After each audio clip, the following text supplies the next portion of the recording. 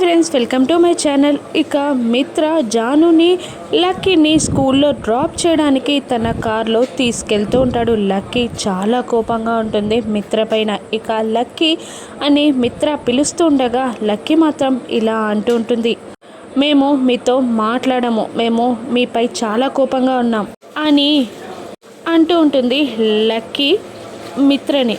అబ్బో, మాతో మాట్లాడాలి అంటే మేమేం చేయాలో, మమ్మల్ని క్షమించాలి అంటే మేమేం చేయాలో అని మిత్ర లక్కీని అడుగుతుండగా, ఏం చేయాల్సిన అవసరం లేదు, ఒక్క చిన్న సారీ చెప్తే చాలు అని లక్కీ అంటూ ఉంటుంది. ఇక మిత్ర తన చెవిని పట్టుకొని మరి సారీ సారీ లక్కీ అని అంటూ ఉంటాడు మిత్ర.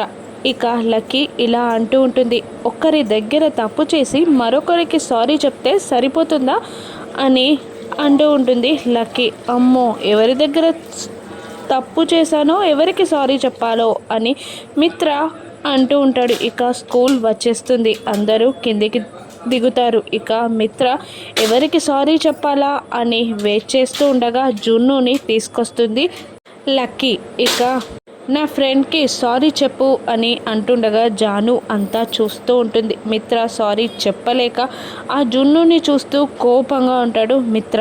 ఇక ఏం చూస్తున్నారు, ఏం ఆలోచిస్తున్నారు, సారీ చెప్తే నేను వెళ్ళిపోతాను అని జున్ను అంటూ ఉంటాడు. ఇక మిత్ర కోపాన్ని అణుచుకుంటూ ఉంటాడు. మిత్ర జున్నుకి సారీ చెప్తాడా?